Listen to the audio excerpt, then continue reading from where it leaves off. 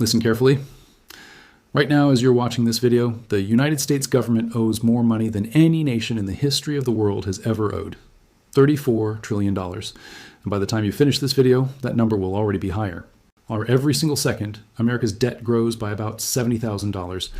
Every minute, that's over $4 million. And here's the question that's keeping economists, bankers, and world leaders up at night. Who is actually going to keep buying this debt? Because if nobody shows up to buy it, the entire global financial system could crack. Stick with me for the next few minutes, because I'm going to break this down in the simplest way possible. And by the end, you'll understand something that most people never truly grasp about how money, power, and debt actually work in this world. If you find this kind of breakdown valuable, do me a favor right now.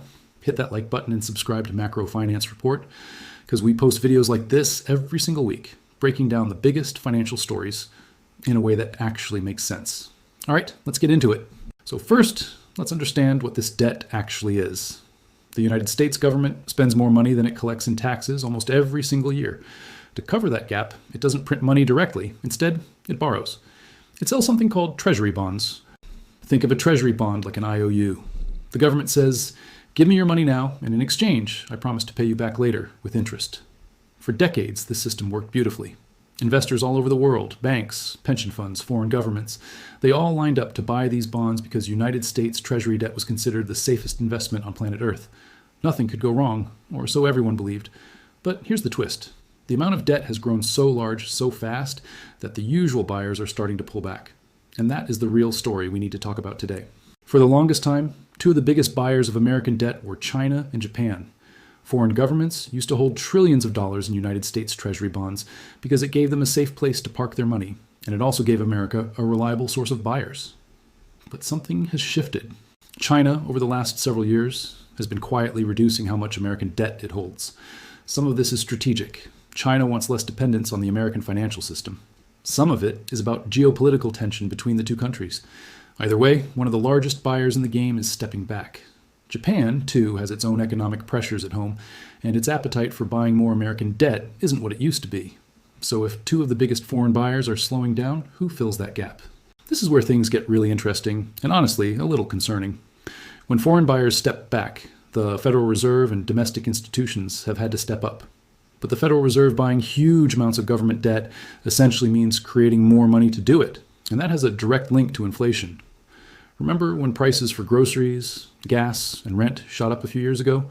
A big part of that story connects right back to this. When you flood the economy with more dollars to buy up debt, the value of each dollar in your pocket goes down. That's not a coincidence. That's basic economics. So this isn't just some abstract number on a government spreadsheet.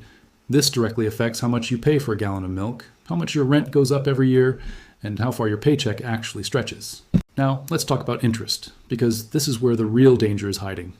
When the government borrows money, it has to pay interest on that debt, just like you would on a credit card or a loan. For years, interest rates were incredibly low, so even though the debt was huge, the interest payments were manageable. But interest rates have risen sharply in recent years to fight inflation. And when interest rates go up, the cost of servicing all this debt explodes. Right now, the United States government spends more money paying interest on its debt than it spends on national defense. Let that sink in for a second. More money goes toward interest payments than toward the entire military budget. And this number keeps climbing every single year. It's becoming one of the largest expenses in the entire federal budget, and it doesn't build a single road, doesn't fund a single school, doesn't pay a single soldier. It just pays off past borrowing. So you might be asking, why does this even matter to me? I'm not a banker, I'm not an investor. Why should I care about numbers this big? Here's why. This affects nearly everything in your daily financial life, whether you notice it or not. Government debt levels influence mortgage rates. So if you're planning to buy a home, this is part of the reason rates have been so high. It influences the value of your savings. Because if the dollar weakens due to excessive money printing, your purchasing power shrinks. It even influences whether social programs like retirement benefits remain fully funded in the coming decades. This isn't some distant political issue happening far away in Washington. This is connected directly to your wallet, your savings account, your future retirement, and the price of everything you buy. Now, here's where the story gets even more dramatic. Some countries around the world have started what analysts call de-dollarization. That's a fancy term for countries trying to reduce their reliance on the American dollar for international trade. Nations like China, Russia, and several others have been striking deals to trade oil, goods, and resources using their own currencies instead of the dollar. Why does this matter for America's debt? Because for decades, the dollar being the world's dominant currency is exactly what made it so easy for America to borrow so much money in the first place. Countries needed dollars to trade internationally, so they needed to hold American assets, which included buying American debt. If that global demand for dollars starts shrinking, even slowly, it removes one of the biggest safety nets that has allowed America to borrow at such a massive scale without immediate consequences. Let's pause here and really think about this like a simple household example, because sometimes these giant numbers become easier to understand when we shrink them down. Imagine you have a friend who constantly borrows money from you. At first, you don't mind because you trust them and they always pay you back a little interest. But over time, they keep borrowing more and more and more. At some point, you start to wonder, can they actually pay this back? And even if you still lend the money, you might start asking for higher interest because the risk feels bigger now. That's essentially what's happening on a global scale. As America's debt grows bigger and bigger, some buyers start asking for higher interest rates to compensate for what they perceive as increasing risk, and that pushes borrowing costs even higher, creating this uncomfortable cycle. Now, does this mean the United States is about to collapse financially tomorrow? No, and it's important to be clear about that. America still has the largest economy in the world, incredibly powerful financial institutions, and the dollar is still the most dominant currency on Earth by a wide margin.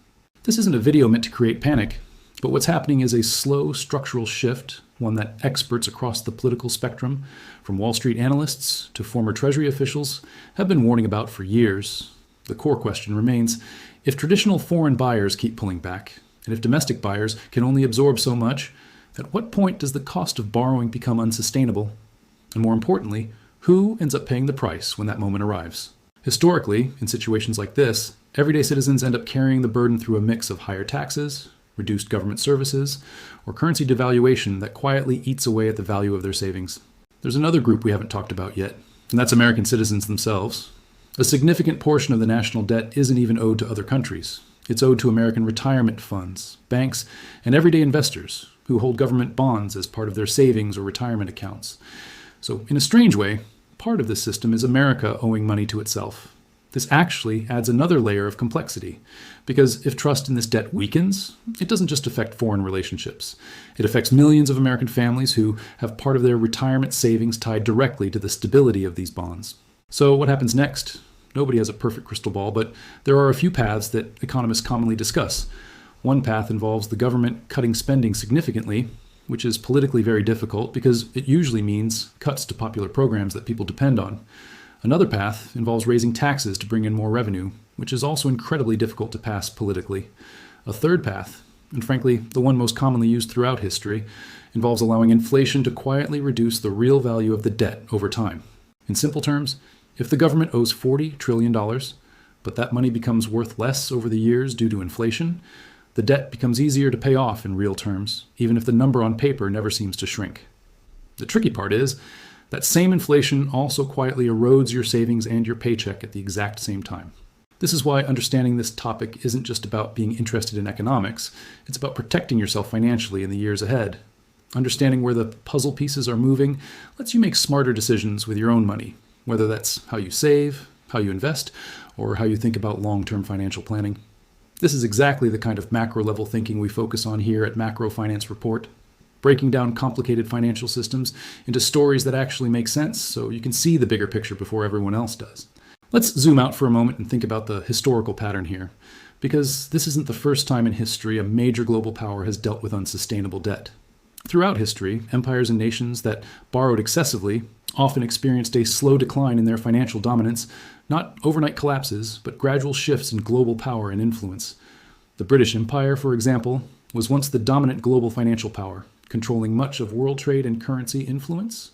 Over decades, as debt burdens grew and priorities shifted, that dominance slowly transferred to the United States. History doesn't repeat exactly, but it often rhymes, and many analysts are watching closely to see if a similar shift, even a partial one, could unfold with global economic power over the coming decades. Now, before we wrap up, I want you to really think about something.